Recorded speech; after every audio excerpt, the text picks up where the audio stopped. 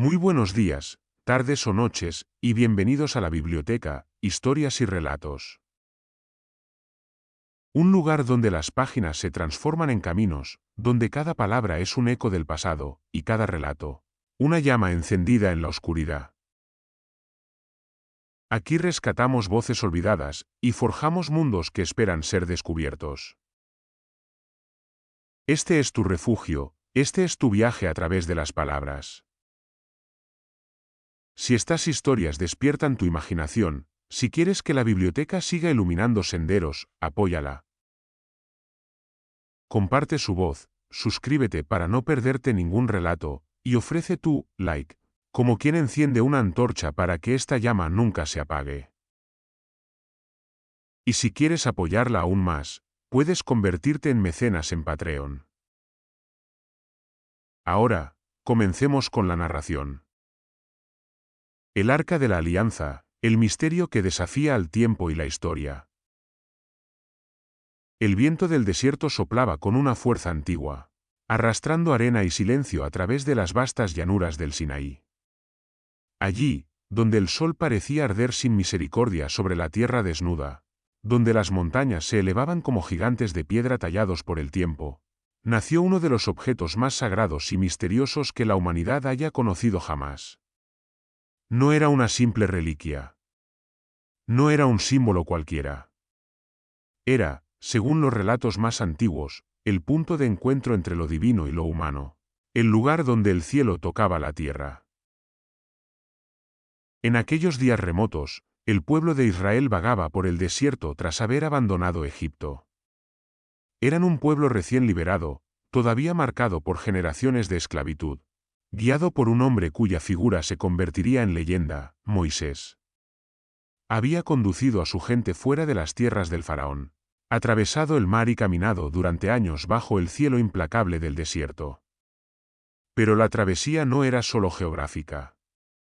Era espiritual. Aquella nación naciente debía convertirse en algo más que una multitud errante. Debía transformarse en un pueblo unido por una ley, por una promesa y por un pacto. Fue en ese contexto, entre tormentas de arena y noches iluminadas por miles de estrellas, cuando surgió la idea de un objeto que encarnara ese pacto eterno. Un objeto que no solo recordara la alianza entre Dios y su pueblo, sino que representara su presencia viva entre ellos. No sería un ídolo ni una estatua, pues el Dios de Israel no podía ser representado por imágenes humanas. Sería algo distinto, un recipiente sagrado, un trono invisible, un punto donde la divinidad pudiera manifestarse sin forma. La tradición cuenta que Moisés recibió las instrucciones en lo alto de una montaña envuelta en nubes y relámpagos. Allí, en la cima del Sinaí, lejos del campamento y del ruido del mundo, habría escuchado las palabras que definirían el destino de su pueblo.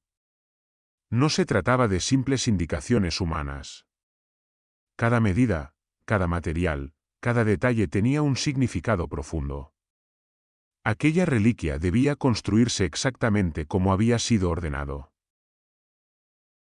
Los artesanos del campamento, hombres hábiles con el metal y la madera, fueron convocados para una tarea que superaba cualquier obra anterior. No estaban construyendo un objeto ordinario. Estaban dando forma a algo destinado a convertirse en el corazón espiritual de una nación.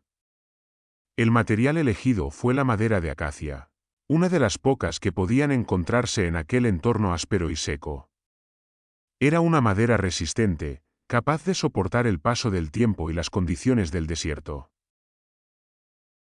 Con cuidado y reverencia comenzaron a trabajarla. Cortaron las tablas, ajustaron las piezas, pulieron cada superficie con paciencia casi ritual. Poco a poco tomó forma un cofre de proporciones precisas. No demasiado grande, pero lo suficientemente imponente como para transmitir solemnidad. Sin embargo, la madera no sería visible en su estado natural. Siguiendo las instrucciones recibidas por Moisés, el cofre debía recubrirse de oro puro. Oro por dentro y por fuera.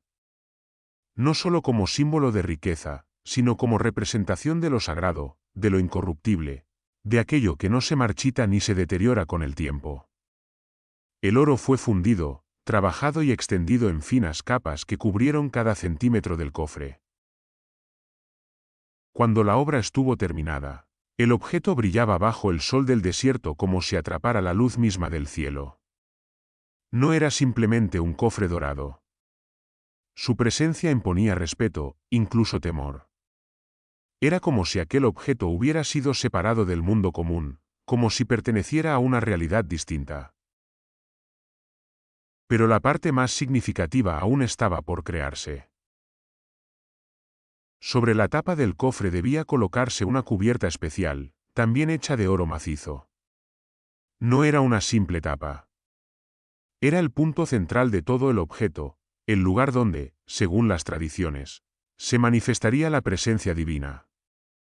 Aquella cubierta sería conocida como el propiciatorio, el trono invisible donde se reunirían lo humano y lo divino. En los extremos de esa cubierta, los artesanos moldearon dos figuras aladas. Eran querubines, seres celestiales descritos en las antiguas tradiciones como guardianes de lo sagrado. Sus alas extendidas se elevaban hacia el centro, formando una especie de arco protector sobre el espacio vacío que quedaba entre ellos. No se miraban hacia afuera, ni hacia los hombres que contemplaban el arca. Sus rostros estaban inclinados uno hacia el otro, con las alas desplegadas cubriendo el espacio central. Ese lugar, ese pequeño espacio dorado entre ambos querubines, se convertiría en el punto más sagrado de todo el objeto. Era allí, según la tradición transmitida durante generaciones, donde la divinidad hablaba. No en forma visible. No como una figura humana ni como una estatua. Sino como una presencia, una voz, una manifestación que surgía desde ese espacio sagrado entre las alas doradas.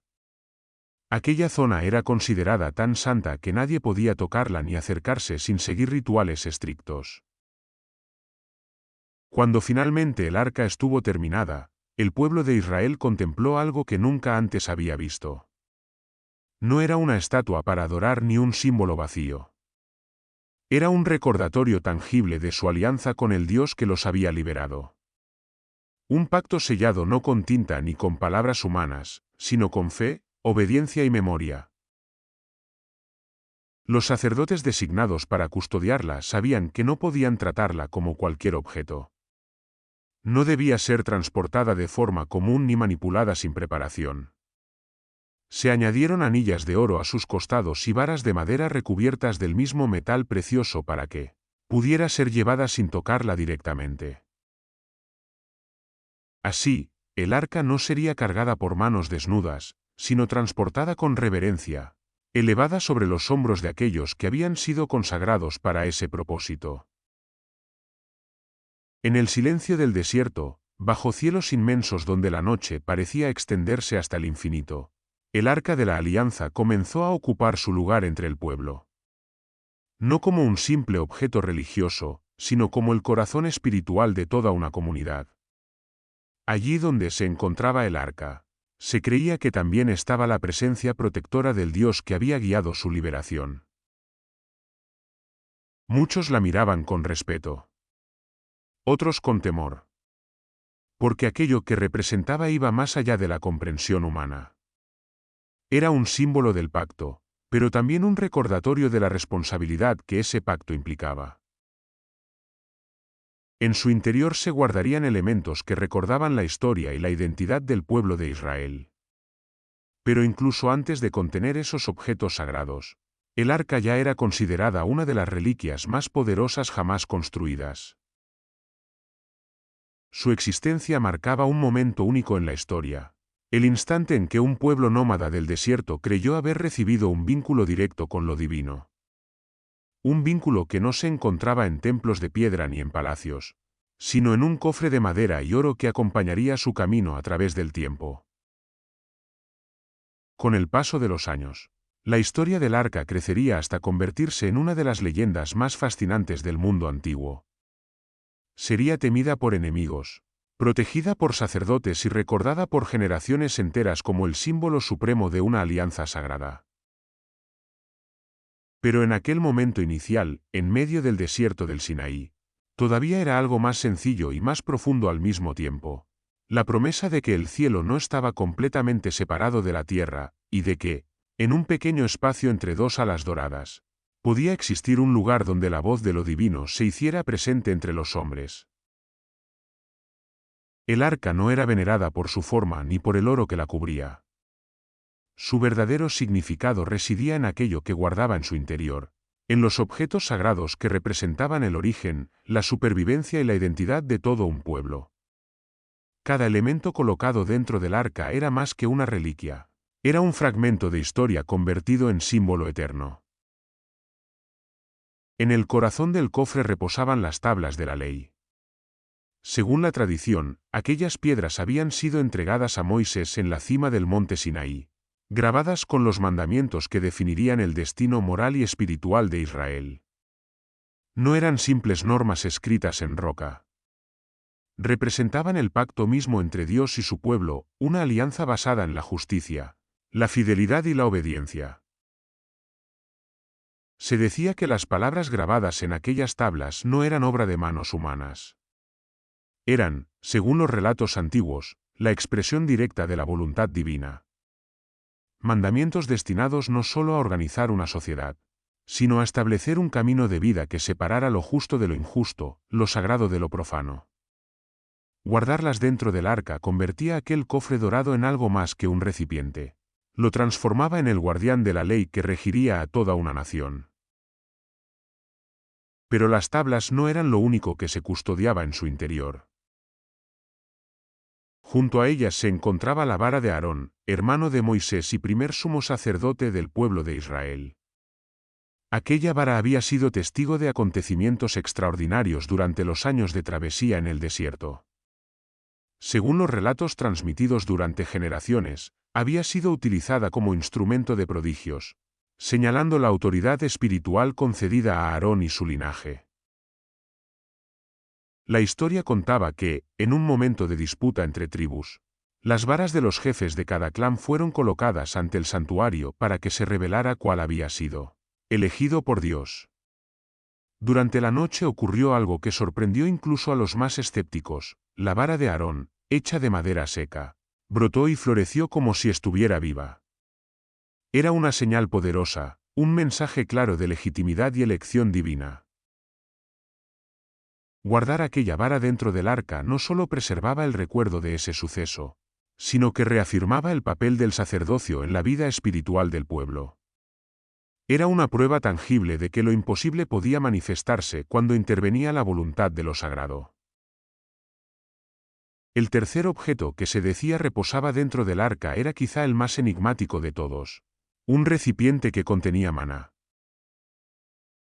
Durante la larga travesía por el desierto, cuando el alimento escaseaba y la incertidumbre amenazaba con quebrar el ánimo del pueblo, las tradiciones narraban que cada amanecer aparecía sobre la arena una sustancia blanca y misteriosa. Los israelitas la recogían para alimentarse, sin comprender completamente su origen. Aquella sustancia fue llamada maná, una palabra que en su lengua significaba algo parecido a ¿qué es esto? El maná simbolizaba la supervivencia en medio de lo imposible. Representaba la provisión divina en un entorno donde la vida parecía condenada a desaparecer. Guardar una muestra de ese alimento en el interior del arca era una forma de preservar el recuerdo de aquellos días en los que el pueblo dependía completamente de la providencia para continuar su camino. Así, dentro de aquel cofre dorado se reunían tres elementos que definían toda una historia: la ley que guiaba la vida, el símbolo de la autoridad espiritual y el recuerdo del sustento recibido en tiempos de necesidad. Sin embargo, el arca era mucho más que la suma de los objetos que contenía. Para el pueblo de Israel, el arca representaba la presencia misma de Dios entre ellos. No como una estatua o un ídolo, sino como un trono invisible donde lo divino podía manifestarse. Se creía que, entre las alas de los querubines que coronaban el arca, se encontraba un espacio sagrado desde el cual Dios se comunicaba con su pueblo. Ese lugar era considerado tan santo que solo el sumo sacerdote podía acercarse a él. y únicamente en momentos específicos, siguiendo rituales cuidadosamente establecidos. Nadie más tenía permitido contemplarlo de cerca. El respeto hacia el arca no era solo religioso, estaba marcado por un profundo temor reverencial. Los relatos transmitidos por generaciones hablaban de episodios que reforzaban esa sensación de poder sobrenatural. Se decía que el arca no era simplemente un símbolo espiritual, sino un objeto capaz de influir en los acontecimientos del mundo. Algunos relatos describían cómo, en medio de conflictos y batallas, la presencia del arca podía cambiar el destino de los ejércitos. Cuando era llevada al frente de las tropas israelitas, los enemigos sentían un miedo difícil de explicar. No se trataba solo de la moral de los soldados ni de la estrategia militar. Existía la creencia profunda de que una fuerza invisible protegía a quienes marchaban bajo su sombra. Las historias narraban victorias inesperadas, situaciones en las que fuerzas aparentemente débiles lograban imponerse frente a enemigos más numerosos. Para quienes creían en el poder del arca, esas victorias no eran simples coincidencias. Eran señales de que la presencia divina marchaba con ellos. Pero ese poder no era algo que pudiera usarse sin consecuencias. El arca no era un instrumento al servicio de los hombres. No era un arma que pudiera ser manipulada según la voluntad humana. Aquellos que intentaban tratarla como un objeto común descubrían rápidamente que estaban enfrentándose a algo que superaba cualquier comprensión. Las tradiciones advertían que el arca debía ser tratada con el máximo respeto. No podía ser tocada directamente, ni transportada sin las varas preparadas para ese propósito. Incluso quienes la custodiaban debían seguir normas estrictas de pureza ritual. Con el paso del tiempo, esas historias alimentaron una reputación extraordinaria. El arca comenzó a ser vista no solo como un símbolo religioso, sino como el objeto más poderoso del mundo antiguo. Para algunos era un milagro tangible, una prueba de la alianza entre Dios y su pueblo. Para otros, especialmente entre los pueblos vecinos, se convirtió en una reliquia rodeada de temor y misterio. Se hablaba de ella en susurros. Se mencionaba en relatos transmitidos de generación en generación. Algunos la describían como un tesoro sagrado. Otros como una fuente de poder capaz de cambiar el destino de las naciones. Entre las historias más impresionantes se encontraba la idea de que el arca podía destruir ejércitos enteros. No necesariamente mediante armas visibles o fuerzas humanas, sino a través de fenómenos que los antiguos atribuían a la intervención divina, plagas repentinas, confusión entre las tropas enemigas, o acontecimientos inexplicables que alteraban el curso de la batalla. Para quienes escuchaban esas historias desde tierras lejanas, el arca parecía algo más que un objeto religioso. Parecía un artefacto capaz de alterar la realidad misma. Con el tiempo, esa reputación se expandió más allá de las fronteras de Israel. Comerciantes, viajeros y soldados llevaron consigo relatos cada vez más extraordinarios sobre aquel cofre dorado custodiado por sacerdotes. Cada narración añadía nuevos detalles, nuevas interpretaciones, nuevas leyendas. Algunos comenzaron a preguntarse si el arca era realmente un objeto espiritual o si ocultaba algún tipo de poder desconocido. Otros creían que su fuerza residía únicamente en la fe de quienes la veneraban. Pero para el pueblo que la había construido y protegido durante generaciones, la respuesta era clara. El arca no era simplemente un objeto sagrado. Era el corazón de su pacto con Dios, el guardián de su historia y la manifestación más poderosa de la presencia divina que jamás habían conocido. Durante los largos años de travesía por el desierto, el Arca de la Alianza no permaneció oculta ni olvidada. Acompañó al pueblo de Israel en cada etapa de su camino, avanzando con ellos entre montañas de piedra, valles secos y llanuras interminables donde el horizonte parecía no tener fin. Allí donde el campamento se levantaba al caer la noche, Allí donde las tribus encendían sus hogueras y el murmullo de miles de voces se mezclaba con el viento del desierto, el arca ocupaba siempre un lugar central. No era simplemente un objeto que viajaba con el pueblo.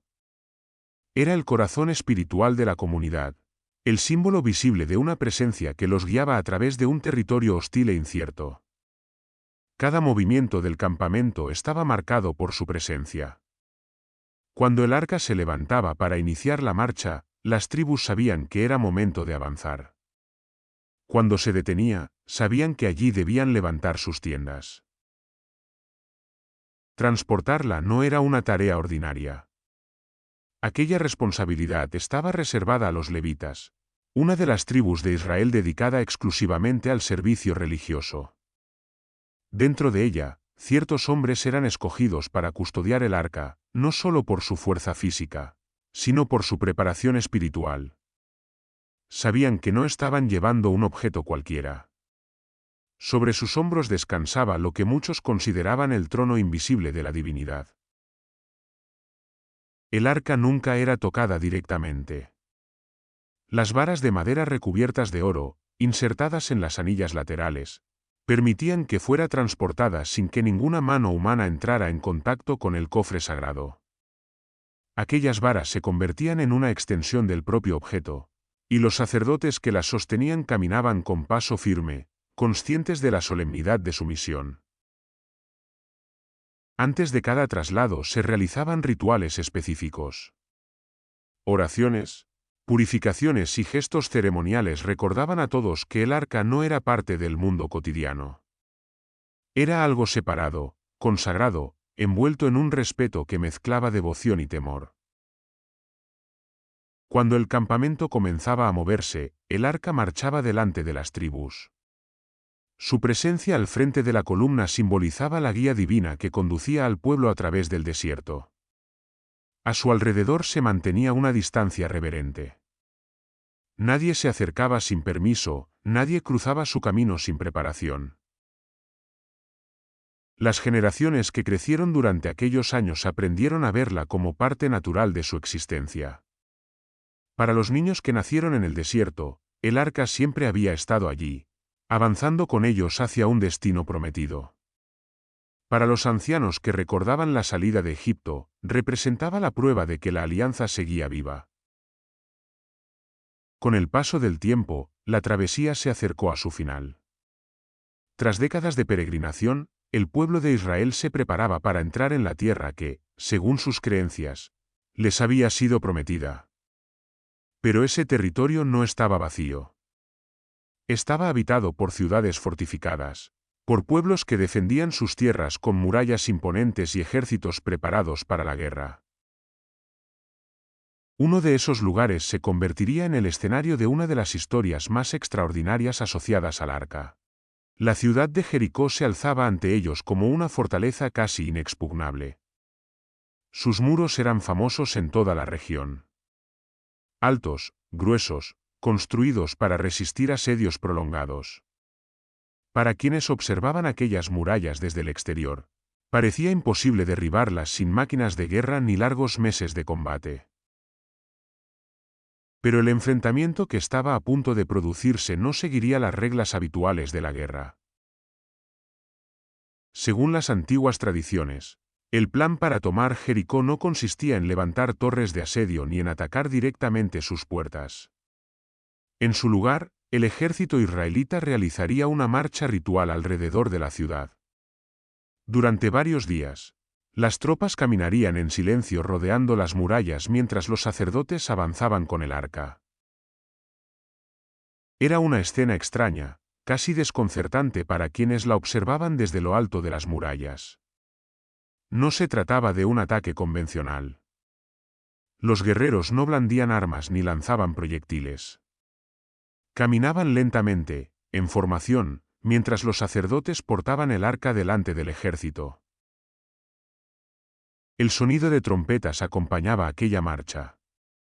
Era un sonido grave y repetitivo que resonaba contra las piedras de la ciudad. Día tras día, el mismo ritual se repetía. La columna avanzaba alrededor de las murallas, El arca brillaba bajo el sol y el eco de las trompetas se extendía por el valle. Dentro de Jericó, los defensores observaban con desconcierto. No entendían aquel extraño desfile que parecía más una ceremonia que una estrategia militar. Las murallas seguían intactas. La ciudad permanecía protegida por sus fortificaciones. Pero algo en aquella escena despertaba una inquietud difícil de explicar. En el séptimo día, la marcha se intensificó. La procesión rodeó la ciudad una vez más, pero esta vez el recorrido se repitió varias veces. Los sacerdotes continuaban avanzando con el arca al frente, mientras el ejército seguía en silencio tras ellos. Cuando llegó el momento final, las trompetas resonaron con una fuerza diferente. El sonido se elevó sobre el valle, prolongado, poderoso, vibrando contra las piedras de las murallas. Y entonces, según relatan las antiguas escrituras, ocurrió algo que marcaría para siempre la historia del arca. Las murallas de Jericó comenzaron a ceder.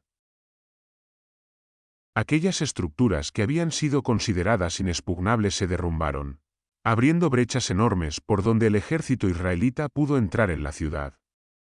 Las piedras cayeron, levantando nubes de polvo que oscurecieron el cielo durante unos instantes. Para quienes presenciaron aquel acontecimiento, la conclusión parecía evidente. No había sido un asedio convencional ni una batalla prolongada. Había sido una intervención extraordinaria, un acto que muchos atribuyeron directamente al poder que acompañaba al arca. Desde ese momento, su reputación cambió para siempre. Las historias sobre lo ocurrido en Jericó comenzaron a difundirse entre las tribus de la región. Comerciantes, viajeros y mensajeros llevaron consigo relatos de una ciudad cuyas murallas habían caído tras el paso de un objeto sagrado transportado por sacerdotes.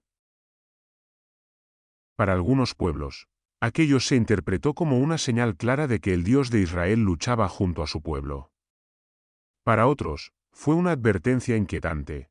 Enfrentarse a Israel significaba desafiar algo que iba más allá de un ejército humano.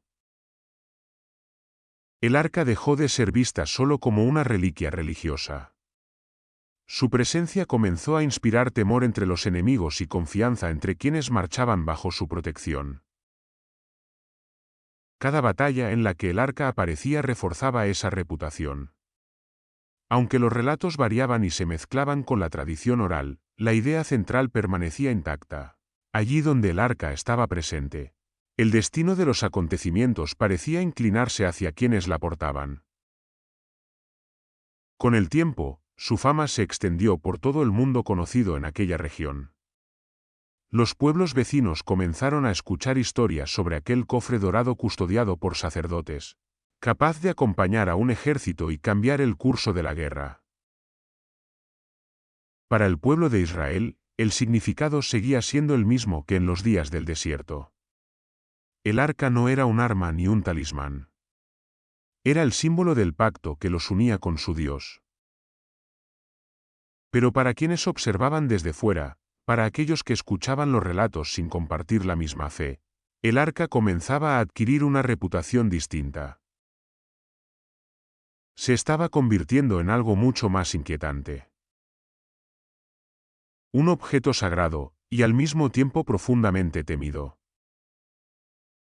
Durante mucho tiempo, el Arca de la Alianza había sido vista como un símbolo de protección y favor divino. Allí donde era llevada, el pueblo de Israel sentía que marchaba acompañado por una fuerza superior. Las historias de victorias y prodigios habían fortalecido la convicción de que el arca representaba la presencia misma de Dios entre ellos. Sin embargo, la historia, incluso la más sagrada, no está exenta de momentos oscuros. Porque incluso aquello que se considera inviolable puede, en algún momento, caer en manos equivocadas. En aquellos días, Israel no era un imperio poderoso ni una nación consolidada. Era un conjunto de tribus que intentaban mantenerse unidas frente a amenazas constantes. Entre sus enemigos más persistentes se encontraban los filisteos, un pueblo guerrero que habitaba las llanuras costeras del Mediterráneo. Eran conocidos por su habilidad militar, por sus ciudades fortificadas y por su dominio del hierro, un material que les otorgaba ventaja en el campo de batalla. Los enfrentamientos entre israelitas y filisteos eran frecuentes. Escaramuzas, conflictos territoriales, batallas que se repetían una y otra vez a lo largo de los años. En uno de esos enfrentamientos ocurrió algo que sacudió profundamente la confianza del pueblo de Israel. El ejército israelita había salido al combate confiando, como en ocasiones anteriores, en la protección divina. Cuando la batalla comenzó a inclinarse en su contra, tomaron una decisión que creían cambiaría el destino del enfrentamiento: llevar el arca de la alianza al campo de batalla. Los sacerdotes la transportaron desde el santuario hasta el lugar donde se reunían las tropas. Cuando el arca llegó al campamento, un grito de entusiasmo recorrió las filas israelitas. Muchos creyeron que su presencia aseguraría la victoria, que el enemigo sería derrotado como había ocurrido en relatos antiguos. Pero aquella batalla no seguiría el curso esperado. Los filisteos, al enterarse de que el arca estaba presente, sintieron primero inquietud. Las historias sobre ese objeto sagrado habían llegado también a sus oídos. Sabían que se decía que el Dios de Israel marchaba con ella.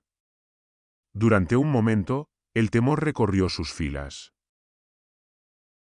Sin embargo, sus comandantes reaccionaron con determinación. Reunieron a sus guerreros y los exhortaron a luchar con más fuerza que nunca. Les recordaron que, si no resistían, acabarían sometidos por sus enemigos. Así, la batalla continuó con una ferocidad renovada. Cuando el polvo de la lucha finalmente se asentó, el resultado fue inesperado. El ejército de Israel había sido derrotado. En medio del caos de la retirada, ocurrió algo aún más impactante. El arca de la alianza había sido capturada por los filisteos. Para el pueblo de Israel, aquello fue un golpe devastador. No solo habían perdido una batalla importante. Habían perdido el objeto más sagrado de su historia, el símbolo mismo de su alianza con Dios. La noticia se extendió rápidamente entre las tribus, provocando un profundo desconcierto y tristeza. ¿Cómo era posible que el arca hubiera caído en manos enemigas? Para los filisteos, en cambio, aquella captura fue vista inicialmente como una gran victoria. Habían derrotado a su rival y, además, se habían apoderado de lo que muchos consideraban el objeto más sagrado del pueblo israelita. Como trofeo de guerra, el arca fue llevada a una de sus ciudades principales. Allí fue colocada en el templo de uno de sus dioses más importantes, como una señal de triunfo. Para ellos, aquello demostraba que su divinidad había prevalecido sobre el Dios de Israel. Sin embargo, lo que ocurrió después comenzó a cambiar esa percepción. Poco tiempo después de que el arca fuera instalada en el templo, comenzaron a suceder hechos extraños. Al principio parecían simples coincidencias, pero pronto se volvieron demasiado numerosos como para ignorarlos. Según las tradiciones transmitidas en los relatos antiguos, el ídolo principal del templo apareció caído frente al arca. Los sacerdotes del lugar lo levantaron y lo colocaron nuevamente en su posición. Pero al día siguiente volvió a aparecer derribado. Aquello empezó a inquietar a quienes custodiaban el santuario. Las cosas empeoraron cuando comenzaron a surgir desgracias entre la población. Enfermedades repentinas, plagas que se extendían entre las ciudades, fenómenos que muchos no sabían explicar. Los habitantes comenzaron a asociar esos sucesos con la presencia del arca. La inquietud creció hasta convertirse en miedo. Los líderes filisteos decidieron trasladar el arca a otra de sus ciudades, pensando que tal vez el problema estaba relacionado con el templo donde había sido colocada. Pero los relatos cuentan que las desgracias continuaron allí también. Las plagas persistieron, Las enfermedades se propagaron y la sensación de que algo terrible estaba ocurriendo comenzó a extenderse por toda la región. Ciudad tras ciudad, el arca fue trasladada en un intento desesperado por librarse de la calamidad que parecía acompañarla. Pero dondequiera que llegaba, las historias de desgracia se repetían. Para muchos filisteos, la conclusión empezó a parecer inevitable. Aquella reliquia no era un simple objeto capturado en batalla. Era algo peligroso, algo que pertenecía a una divinidad que no debía ser desafiada. Los sacerdotes y adivinos de los filisteos fueron consultados para interpretar lo que estaba sucediendo. Tras deliberar, ofrecieron un consejo claro: el arca debía ser devuelta al pueblo de Israel. No bastaba con simplemente abandonarla. Debía enviarse de vuelta acompañada de ofrendas, como una forma de apaciguar al Dios que, según creían, había enviado aquellas calamidades. Así se preparó un plan inusual. El arca fue colocada sobre un carro nuevo, tirado por animales que no habían sido utilizados anteriormente para trabajos pesados. Junto a ella se colocaron regalos destinados a simbolizar el arrepentimiento de los filisteos por haberla tomado. Cuando todo estuvo listo, el carro fue dejado en un camino que conducía hacia territorio israelita. Para quienes observaron aquel momento, era un gesto cargado de significado.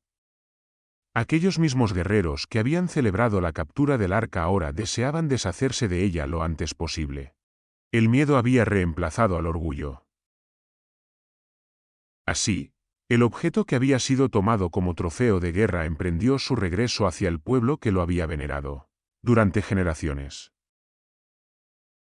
Para los filisteos, devolver el arca no era solo un acto práctico. Era una forma de poner fin a una experiencia que había demostrado algo inquietante. Algunas reliquias no estaban destinadas a permanecer en manos humanas que no comprendieran su verdadero significado. El regreso del Arca de la Alianza al pueblo de Israel marcó un momento de profundo significado para toda la nación. Tras haber pasado por manos enemigas y regresar rodeada de historias inquietantes, su presencia volvió a ser interpretada como una señal de que la alianza entre el pueblo y su Dios seguía intacta. Sin embargo, el destino del arca todavía no había alcanzado el lugar que muchos creían que le correspondía. Durante años, el arca permaneció en diferentes lugares dentro del territorio israelita, custodiada con reverencia pero aún sin un hogar definitivo. Las tribus seguían siendo un conjunto de pueblos con identidades propias, unidas por la fe y la tradición, pero todavía en proceso de consolidarse como un reino. Ese proceso comenzó a tomar forma con la aparición de un líder que cambiaría el curso de la historia de Israel. David no era solo un guerrero ni un gobernante. En la memoria colectiva de su pueblo se convirtió en una figura casi legendaria. Un rey que unificó las tribus y estableció una capital que serviría como centro político y espiritual de la nación. Aquella ciudad era Jerusalén, una antigua fortaleza situada entre colinas, con una posición estratégica y un significado creciente para el pueblo de Israel. Cuando David consolidó su poder y estableció Jerusalén como capital, comprendió que la ciudad debía convertirse también en el centro espiritual del reino. Y para lograrlo, era necesario que el objeto más sagrado de la tradición israelita estuviera presente allí. El Arca de la Alianza debía ser llevada a Jerusalén. La decisión no era simplemente logística. Transportar el arca implicaba un acto cargado de simbolismo y reverencia. David sabía que aquel traslado debía realizarse con el mayor respeto posible, siguiendo rituales que recordaran a todos la naturaleza sagrada del objeto. Se organizó una gran procesión. Sacerdotes, levitas, músicos y representantes de las tribus participaron en el traslado. El arca fue colocada sobre un carro preparado para la ocasión, y la comitiva comenzó a avanzar hacia Jerusalén entre cantos, instrumentos y celebraciones. Las crónicas antiguas describen aquel momento como una escena llena de solemnidad y alegría. El pueblo veía en ese traslado algo más que un movimiento físico de una reliquia. Era la confirmación de que Jerusalén se convertiría en el corazón espiritual de la nación. David mismo participó en la celebración. Según los relatos, danzaba con entusiasmo mientras la procesión avanzaba, mostrando públicamente su devoción y su deseo de honrar la presencia del arca. Pero aquel traslado también estuvo marcado por momentos de profunda tensión. La tradición cuenta que, en un instante del viaje, ocurrió un incidente inesperado. Cuando el carro que transportaba el arca se inclinó peligrosamente, uno de los hombres que acompañaban la procesión extendió su mano para evitar que el cofre cayera. El gesto parecía natural, incluso necesario. Sin embargo, tocar el arca era un acto prohibido. Las historias relatan que aquel hombre murió en el acto, un suceso que provocó temor entre quienes presenciaron la escena. Durante un tiempo, el traslado fue detenido. La solemnidad del momento se transformó en silencio y reflexión. Para muchos, aquel incidente recordaba algo que nunca debía olvidarse: el arca no era un objeto ordinario. Su presencia exigía respeto absoluto. Tras un periodo de pausa y preparación, el traslado se reanudó, esta vez siguiendo cuidadosamente los rituales tradicionales. Los levitas volvieron a transportar el arca utilizando las varas destinadas para ese propósito, avanzando paso a paso con una mezcla de reverencia y cautela. Finalmente, la procesión alcanzó Jerusalén. La llegada del arca a la ciudad fue recibida con celebraciones que resonaron entre las colinas. El objeto sagrado fue instalado en un santuario preparado para custodiarlo. Desde ese momento, Jerusalén dejó de ser solo la capital política del reino. Se convirtió también en su centro espiritual. El arca permanecía allí como recordatorio constante de la alianza que había dado origen a la nación. David, sin embargo, sabía que aquel santuario provisional no sería el lugar definitivo del arca. Su deseo era construir un templo monumental que reflejara la grandeza de la fe de su pueblo y que sirviera como hogar permanente para el objeto sagrado. Pero la tradición cuenta que ese proyecto no sería realizado por él. Sería su hijo, Salomón, quien llevaría a cabo esa tarea. Salomón heredó el reino en una época de relativa estabilidad y prosperidad. Bajo su gobierno, Israel alcanzó un periodo de desarrollo político y cultural que permitió emprender grandes proyectos arquitectónicos. Entre ellos, ninguno era más importante que la construcción del templo destinado a albergar el Arca de la Alianza. El Templo de Jerusalén fue concebido como una estructura imponente, un edificio que reflejara la solemnidad y la importancia del lugar que ocuparía en la vida espiritual del pueblo. Artesanos, arquitectos y trabajadores provenientes de distintas regiones participaron en su construcción. Las crónicas describen un edificio adornado con maderas nobles, piedras cuidadosamente talladas y abundantes decoraciones de oro. Cada espacio del templo tenía un propósito específico dentro de la práctica religiosa. Sin embargo, existía una cámara interior reservada para el elemento más sagrado de todos. Ese lugar era conocido como el Santo de los Santos.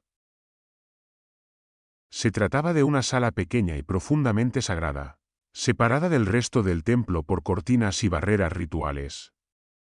Solo el sumo sacerdote podía entrar allí, y únicamente una vez al año, siguiendo ceremonias estrictas destinadas a mantener la pureza del lugar. Cuando el templo estuvo finalmente terminado, llegó el momento más importante de todos: trasladar el Arca de la Alianza al interior del Santo de los Santos. La ceremonia que acompañó ese momento fue solemne y profundamente simbólica. Sacerdotes y levitas llevaron el arca desde su santuario provisional hasta el interior del templo recién construido. Los cantos, las oraciones y el sonido de los instrumentos llenaron el aire mientras el objeto sagrado cruzaba los patios del edificio. Finalmente, el arca fue colocada en el centro del Santo de los Santos. Allí, En aquella cámara silenciosa y oscura, bajo la presencia simbólica de los querubines que adornaban el templo, el arca encontró el lugar que muchos creían que había sido destinado para ella desde el principio. A partir de ese momento, permaneció oculta a la vista del pueblo. No porque hubiera perdido su importancia, sino precisamente porque era considerada demasiado sagrada para ser contemplada con frecuencia. Su presencia en el corazón del templo convertía aquel edificio en el centro espiritual de Israel. Para los sacerdotes, el arca representaba el trono invisible desde el cual la divinidad escuchaba las oraciones de su pueblo. Para los gobernantes, era el símbolo de la alianza que legitimaba su autoridad. Para el pueblo, era el recordatorio de una historia que comenzaba en el desierto y que ahora se asentaba en una ciudad sagrada. Durante años, el arca permaneció allí, en silencio, en la cámara más profunda del templo. Invisible para la mayoría, pero siempre presente. Como el corazón espiritual de toda una nación. Durante generaciones, el arca de la alianza permaneció en silencio dentro del Santo de los Santos, en el corazón del templo de Jerusalén. Allí, en la cámara más sagrada del santuario, su presencia continuaba siendo un símbolo poderoso de la alianza entre Dios y el pueblo de Israel. Aunque el pueblo no podía verla, sabían que estaba allí. Invisible, custodiada por rituales estrictos y protegida por muros de piedra y oro, el arca seguía siendo el centro espiritual de toda la nación. Los años pasaron. Reyes se sucedieron en el trono. Las ciudades crecieron, las rutas comerciales se expandieron y Jerusalén se convirtió en un punto importante del mundo antiguo. Pero junto con la prosperidad también llegaron las tensiones, las intrigas políticas y las amenazas externas. Los grandes imperios de la región observaban aquellas tierras con interés creciente. Entre ellos se encontraba una de las potencias más formidables de la antigüedad, el Imperio Babilónico. Desde las fértiles llanuras de Mesopotamia, Babilonia había crecido hasta convertirse en una fuerza dominante. Sus ejércitos eran temidos, sus murallas monumentales y sus gobernantes ambiciosos. Bajo el liderazgo de Nabucodonosor II, el imperio se expandió con determinación, conquistando territorios y sometiendo reinos que se interponían en su camino. Jerusalén no sería una excepción. Las tensiones entre el reino de Judá y Babilonia habían aumentado durante años. Intentos de rebelión, alianzas fallidas y decisiones políticas arriesgadas llevaron finalmente a una confrontación inevitable. El ejército babilónico marchó hacia Jerusalén con la intención de someterla definitivamente. La ciudad se preparó para resistir. Sus murallas habían protegido a Jerusalén durante generaciones. Dentro de ellas se encontraban el templo, los palacios, los mercados y las casas de miles de habitantes que veían cómo el horizonte se llenaba de polvo levantado por el avance de un ejército extranjero. El asedio comenzó. Durante meses, las tropas de Nabucodonosor rodearon la ciudad, bloqueando rutas de suministro y esperando el momento oportuno para atacar. Dentro de Jerusalén, la vida se volvió cada vez más difícil. Los alimentos escaseaban, el miedo se extendía entre la población y las esperanzas de resistir comenzaban a desvanecerse.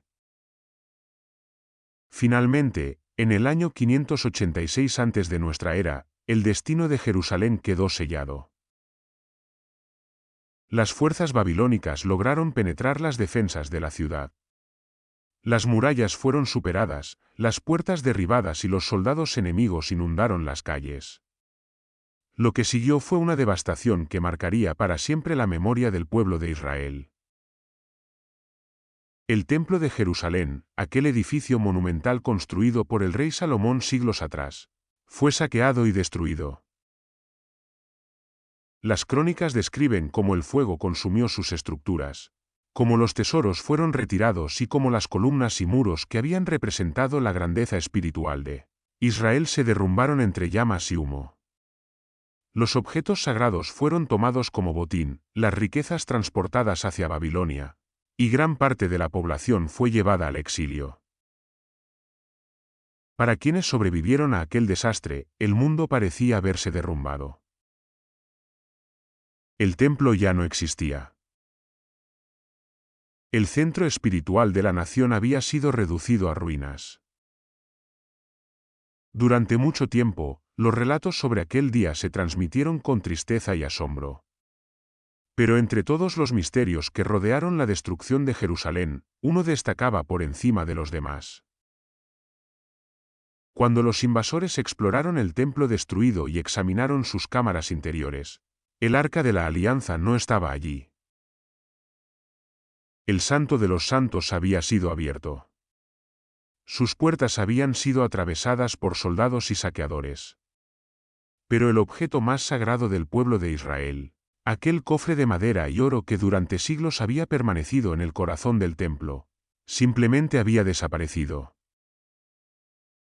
No había señales claras de su destino. No figuraba entre los objetos registrados como botín transportado a Babilonia. No aparecía en las listas de tesoros capturados. Tampoco se encontró entre las ruinas del templo ni en las cámaras destruidas por el fuego. Era como si el arca hubiera desaparecido antes de la llegada del ejército babilónico. Ese hecho comenzó a alimentar preguntas que aún hoy siguen sin respuesta. ¿Había sido escondida antes del asedio? ¿La habían retirado los sacerdotes en secreto para protegerla de la invasión? Había sido trasladada a un lugar desconocido mucho antes de que las tropas de Nabucodonosor atravesaran las murallas de Jerusalén. Los textos antiguos no ofrecen una explicación definitiva. Algunos relatos posteriores sugieren que ciertos sacerdotes, anticipando la destrucción del templo, pudieron haber ocultado el arca en algún lugar secreto. Otros insinúan que fue llevada fuera de la ciudad por guardianes que juraron protegerla incluso si el reino caía.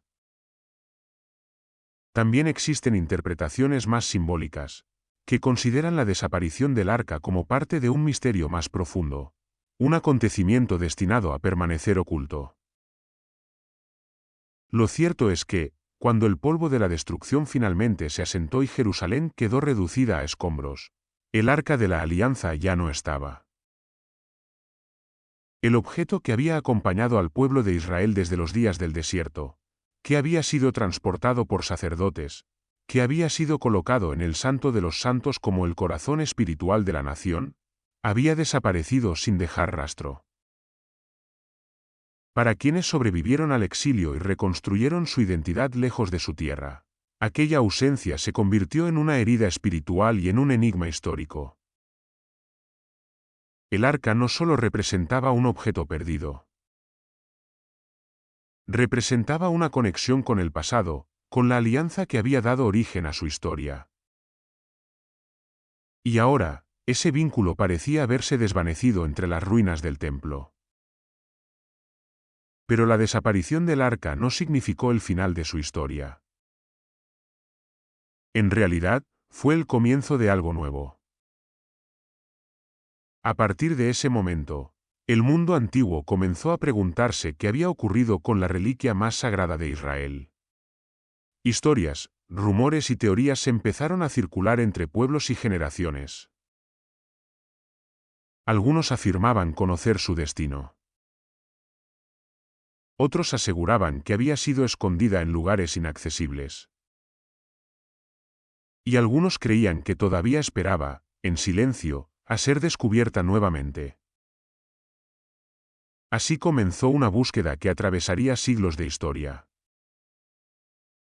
Una búsqueda que transformó al Arca de la Alianza en uno de los misterios más fascinantes jamás surgidos del mundo antiguo. Tras la destrucción de Jerusalén y la desaparición del Arca de la Alianza, el silencio que rodeó su destino se convirtió en un terreno fértil para las especulaciones. Con el paso de los siglos, historiadores, cronistas, teólogos y exploradores comenzaron a preguntarse qué había ocurrido realmente con el objeto más sagrado del antiguo Israel. Las fuentes antiguas ofrecían fragmentos, insinuaciones, tradiciones dispersas, pero ninguna respuesta definitiva. Así nació uno de los mayores enigmas de la historia. Algunos estudiosos creen que el arca no desapareció durante la destrucción del templo, sino mucho antes de que las tropas babilónicas atravesaran las murallas de Jerusalén. Según esta interpretación, los sacerdotes del templo habrían comprendido que la ciudad no podría resistir indefinidamente el asedio. Anticipando la catástrofe, habrían tomado una decisión secreta: retirar el arca del Santo de los Santos y ocultarla en algún lugar seguro antes de que el enemigo llegara. En esa versión de la historia, el objeto más sagrado de Israel no fue capturado ni destruido. Fue escondido deliberadamente, protegido por un pequeño grupo de guardianes que conocían su verdadero valor. El secreto habría sido transmitido solo a unos pocos elegidos, con la intención de preservar la reliquia hasta que llegaran tiempos mejores. Pero si esa decisión se tomó realmente, surge una pregunta inevitable: ¿dónde fue ocultada? Una de las tradiciones más antiguas ofrece una posible respuesta, vinculando el destino del arca con una figura conocida en la historia bíblica, el profeta Jeremías. Jeremías vivió precisamente en la época en que Babilonia amenazaba Jerusalén. Sus palabras advertían sobre la caída de la ciudad y la destrucción del templo si el pueblo no cambiaba su rumbo. En varios relatos posteriores, surgió la idea de que Jeremías, consciente del desastre que se aproximaba, habría decidido actuar para proteger el objeto más sagrado del templo. Según esta tradición, el profeta habría tomado el arca y la habría llevado fuera de Jerusalén, acompañado por un pequeño grupo de fieles. Su destino habría sido una región montañosa, lejos del alcance inmediato del ejército babilónico. Allí, en un lugar oculto entre las rocas, habría encontrado una cueva donde esconder el arca junto con otros objetos sagrados. Los relatos cuentan que, tras colocar la reliquia en aquel escondite, Jeremías selló la entrada y declaró que el lugar permanecería oculto hasta el momento en que Dios decidiera revelar nuevamente su presencia al mundo. Con el paso del tiempo, esa historia se transformó en una de las leyendas más persistentes sobre el destino del arca. Exploradores y buscadores de tesoros han intentado durante siglos localizar esa supuesta cueva, examinando montañas y antiguos refugios en busca de alguna pista que confirme la tradición. Sin embargo, hasta hoy no se ha encontrado ninguna evidencia concluyente que demuestre que ese escondite realmente existió. Otra teoría, igualmente fascinante, sitúa el arca mucho más cerca de donde desapareció originalmente. Según algunos investigadores y tradiciones religiosas, el objeto nunca salió de Jerusalén. Simplemente fue ocultado bajo la ciudad misma. El monte del templo, el lugar donde se levantaba el santuario de Salomón, ha sido considerado durante siglos uno de los puntos más sagrados y misteriosos del mundo. Bajo sus cimientos se extiende un complejo sistema de túneles, cámaras subterráneas y pasajes que se remontan a diferentes épocas de la historia. Algunos creen que, antes de la destrucción del templo, sacerdotes o guardianes del santuario pudieron haber trasladado el arca a uno de esos espacios ocultos bajo la montaña. Allí habría sido escondida en una cámara secreta, protegida por pasadizos desconocidos y sellada para evitar que cayera en manos enemigas. La idea resulta intrigante para muchos estudiosos. Si el arca realmente fue ocultada en ese laberinto subterráneo, podría haber permanecido allí durante siglos, invisible para conquistadores, arqueólogos y exploradores. Sin embargo, investigar esas teorías resulta extremadamente difícil. El monte del templo es un lugar sagrado para varias religiones y está rodeado de tensiones históricas y políticas. Las excavaciones arqueológicas en la zona están profundamente restringidas, lo que significa que gran parte de lo que existe bajo la superficie sigue siendo un misterio. Esa situación ha alimentado aún más la imaginación de quienes creen que el arca podría estar escondida allí, esperando a ser descubierta.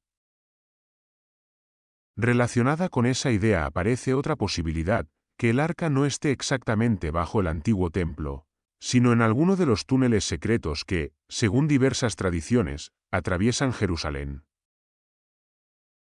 La ciudad, una de las más antiguas del mundo habitadas de forma continua, está llena de capas históricas. Bajo sus calles actuales se encuentran restos de civilizaciones anteriores, pasadizos, cisternas, cámaras subterráneas y estructuras olvidadas que se extienden como una red invisible bajo la superficie. Algunos investigadores creen que los sacerdotes del templo podrían haber utilizado ese sistema subterráneo para trasladar el arca fuera del santuario sin que los invasores lo supieran. A través de corredores ocultos, el objeto habría sido llevado a un escondite preparado con antelación. La complejidad de esos túneles hace que sea imposible descartar completamente esa posibilidad. Jerusalén sigue revelando secretos arqueológicos incluso hoy, y cada nueva excavación demuestra que aún queda mucho por descubrir bajo sus antiguas piedras. Pero las teorías sobre el destino del arca no se limitan a Jerusalén. Y así llegamos al final de este relato. Gracias por acompañarme en este viaje a través de las palabras. Espero que hayas disfrutado la historia tanto como yo al compartirla contigo. Recuerda que en la biblioteca siempre habrá un nuevo mundo que descubrir, una voz que escuchar, un eco que revivir. Hasta la próxima, y que tengas muy buenos días, tardes o noches. No olvides suscribirte y dejar tu like para seguir explorando juntos más relatos.